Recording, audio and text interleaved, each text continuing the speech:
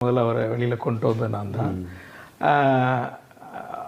ஐயா வந்து இன்றைக்கி அவர் மீது இருக்கிற ஒரு வருத்தத்தில் இந்த கருத்தை சொல்கிறாரு.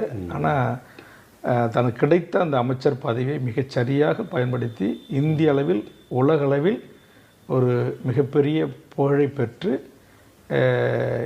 தமிழ்நாட்டில் இன்றைக்கி 36 மருத்துவக் கல்லூரிகள் இருப்பதற்கு அவர் அமைச்சராக இருந்த காலத்தில் கேட்டபோதெல்லாம் கையொப்பமிட்டு மருத்துவத்துறையில் மகத்தான ஒரு சாதனை படைத்த ஒருவர் தான் டாக்டர் அன்புமணி. நடுவில் நீங்கள் சொல்லியிருந்தீங்களா அவர்கிட்ட நடுவில்லாம் நான் 2 பேசியிருக்கேன், ஃபோனில் பேசினேன்ற மாதிரி கூட சொல்லியிருந்தேன். இல்லை, என்னை நீக்கி ஐயா அறிவிச்சிட்டாரு. ஆனால் அவருக்கு தூக்கம் இல்லை.